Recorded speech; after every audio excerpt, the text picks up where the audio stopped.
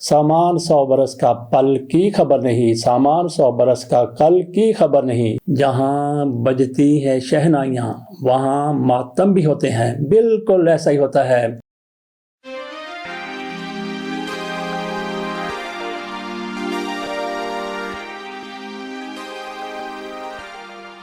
बिस्मिल्लाहिर्रहमानिर्रहीम। बुशरा बीबी का वो बयान जिसमें उन्होंने कहा कि जनरल बाजवा ने इमरान खान के दौरे के बाद पाकिस्तान में आकर कहा कि मुझे सऊदी अरब वाले कह रहे हैं कि आप किस बंदे को यहाँ पे साथ ले आए थे, हम तो शरीयत का खात्मा करना चाहते हैं और ये बंदा रियासत मदीना की बात कर रहा है। ये दरअसल बुशरा बीबी की तरफ से जनरल बाजवा को एक्सपोज किया गया है। जनरल बाजवा साहब की तरफ से इसकी तरदीद की गई है, लेकिन आज के हमारे हुकूमती वज़रा वो इस पर लपक रहे हैं, झपट रहे हैं। बुशरा बीबी की किरदार कुशी में किसी भी हद तक पहले भी आगे जा चुके थे, मज़ीद भी वो कर रहे हैं और इसके साथ साथ धमकियां लगाई जा रही हैं। पहले अमेरिका को शिकायतें की जाती थी, आज सऊदी अरब को शिकायत की जाती हैं कि ये देख लें आपके ख़िलाफ़ इन्होंने इस तरह की बात कर दी है। ख्वाजा आसिफ ताहिर अशरफी साहब वो भी बड़े चमके हैं, बड़े दमके हैं, वो भी बड़े गरजे हैं, बड़े बरसे हैं। वो कहते हैं मैं भी साथ था। आप तो अल्लाह के बंदे हर किसी के साथ होते हैं। उसके बाद PDM की हुकूमत आई, उनके साथ थे, फिर निगरान हुकूमत आई, उनके साथ थे। आज भी ताहिर अशरफी साहब झोली चूकों की तरह इस हुकूमत के पीछे पीछे फिर रहे हैं कि कोई ओहदा दे दिया जाए। देखते हैं कि इनको कोई ओहदा मिलता है या नहीं मिलता। वैसे इन्होंने कोई कसर नहीं छोड़ी चापलूसी की, खुशामद की, ओहदा हासिल करने के लिए।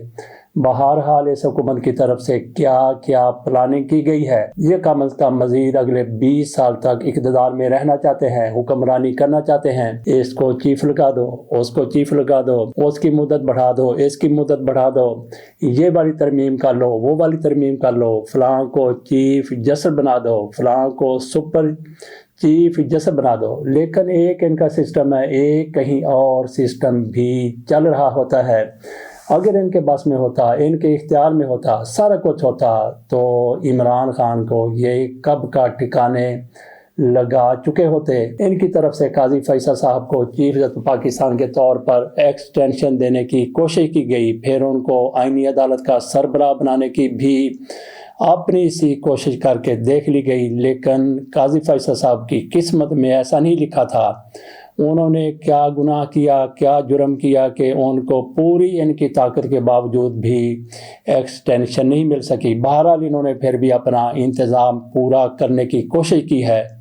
सामान 100 बरस का पल की खबर नहीं, सामान 100 बरस का कल की खबर नहीं। ये दोनों ही अपनी अपनी जगह पर दुरुस्त हैं, बल्कि दूसरे वाला ज़्यादा दुरुस्त है। बल्कि असल में मिसरा है ही ये कि सामान 100 बरस का कल की खबर नहीं है, इसको बहरहाल पल कर दिया गया। इसमें कोई शक नहीं है कि सामान आप 1000 बरस का कर लें, 10,000 बरस का कर लें, जैसा कि आज की एलीट की तरफ से किया गया है। किसी ने जायदाद अपनी लंदन में बनाई हुई है, किसी ने मुत्तहदा अरब अमारात में बनाई हुई है, कोई बेल्जियम में जायदाद खरीद के बैठा है, किसी के हज़ारों लाखों एकड़ ऑस्ट्रेलिया में है।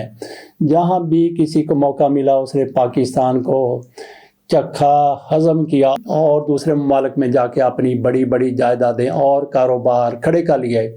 बहरहाल सामान 100 बरस का पल की खबर नहीं। बहरहाल इनकी तरफ से 20 साल तक हुकूमत करने की मनसूबा बंदी कर ली, और ये 20 साल ज़्यादा नहीं बल्कि कम अज़ कम है। इसके बाद भी इनको मौका मिलता है तो हो सकता है इसको 50 साल तक, सदी तक ले जाएं और बादशाहत अपनी कायम कर लें। ऐसे ही इनकी मनसूबा बंदी नज़र आती है। लेकिन क्या सारा कुछ ये अपनी मर्ज़ी से कर लेंगे?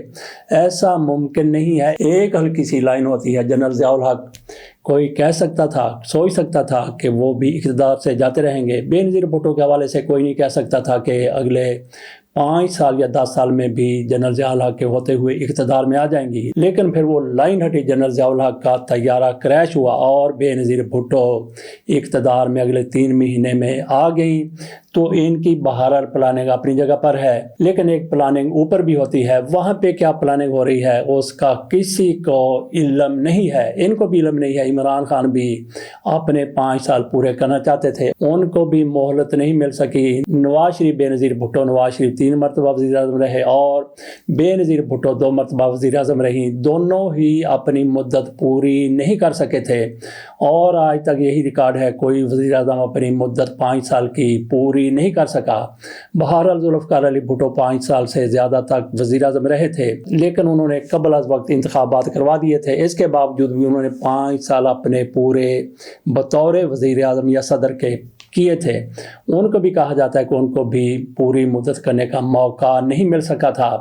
بہرحال یہ حکمران، آج کی رجیم یہ پوری کوشش کر رہی ہے کہ عمران خان نزدیک بھی نہ آ سکیں اقتدار کے، وہ سیاست سے جاتے رہیں اور ان کا اقتدار اگلے 20 سال کے لیے قائم رہے، دائم رہے۔ بات ہم نے کی کہ سامان 100 برس کا پل کی خبر نہیں ہے۔ اس کے ساتھ ساتھ ہم یہ بھی بات کریں گے کہ جہاں بجتی ہیں شہنائیاں وہاں ماتم بھی ہوتے ہیں، بالکل ایسا ہی ہوتا ہے۔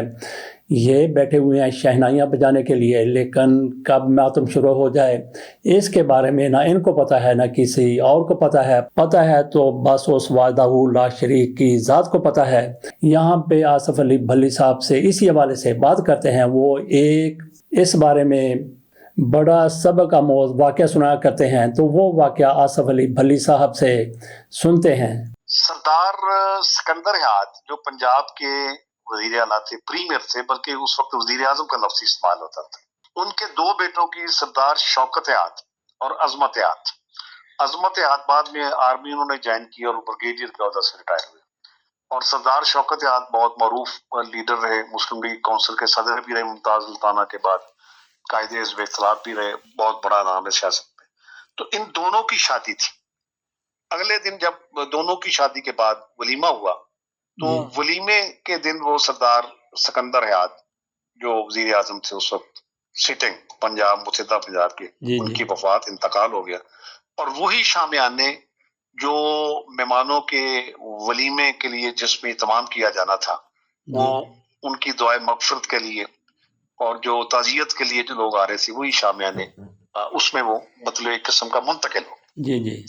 یہ ہے سامان 100 برس کا ہے پل کی خبر۔ جی بالکل۔ اور اسی حقیقت کو ہم اپنے پیش نظر رکھیں تو سب کے لیے اس میں سامان عبرت بھی ہے اور راہ نجات بھی ہے اور راہ راست پہ آنے کا سامان بھی ہے، اگر ہم ان چیزوں کو اپنے پیش نظر رکھیں۔ آخر میں ہم نے یہ بات کرنی ہے کہ انہوں نے جو سامان اپنا اتنا کر رکھا ہے اور اس کے ساتھ ساتھ 20 سال کی منصوبہ بندی بھی کر رکھی ہے، تو کیا ان کو اگلے پل کی کل کی خبر ہے کہ کل کیا ہو جانا ہے؟ تو کیا ان کو یہ بھی پتہ ہے کہ آگے جا کے انہوں نے کیا حساب دینا ہے؟ جس طرح سے ظلم کر رہے ہیں، جس طرح سے ستم کر رہے ہیں، جس طرح سے خواتین کے ساتھ کیا گیا ہے، جس طرح سے چادر اور چار دیواری کا تقدس بری طرح سے پامال کر کے رکھ دیا گیا ہے، بچے محفوظ ہیں، ان کی مائیں محفوظ ہیں، نہ کوئی بزرگ محفوظ ہیں، یہ آج کے دور میں ہو رہا ہے اور کہیں نہ کہیں تو یہ ریکارڈ ہو ہی رہا ہوگا۔ اور پھر ضیاء الحق کا انجام یاد رکھیں، ضیاء الحق کا نہیں بلکہ پاکستان میں 4 مارشل لا ایڈمنسٹریٹر آئے۔ کون آئے؟ General Ayub Khan, general Yahya Khan, general محمد ضیاء الحق اور جنرل پرویز مشرف۔ ایک کا انجام اٹھا کے دیکھ لیں کہ اس کا انجام بہتر ہوا، کہ اس کو لوگ آج بہت اچھے نام سے یاد کرتے ہیں۔ ایک کو بھی نہیں، کسی ایک کو بھی نہیں۔ چاندوں کو ان کے ساتھی جن کو کوئی نہ کوئی مفاد ملا تھا وہ ان کی بات ضرور کرتے ہوں گے، یہ نہیں کہ ان کے سارے کام اچھے نہیں تھے، انہوں نے بہت اچھے کام بھی کیے، لیکن جس طرح سے انہوں نے ٹیک اوور کیا تھا، جس طرح سے ان کا کوئی استحقاق نہیں بنتا تھا کہ وہ اقتدار میں آ جائیں، صرف زور سے زبردستی سے اقتدار میں آئے، اور ان کا جو انجام ہوا وہ پوری دنیا کے سامنے ہے۔ ان کی اولادیں کیا آپ کو کہیں سیاست میں بہت اونچے مقام پر نظر آتی ہیں؟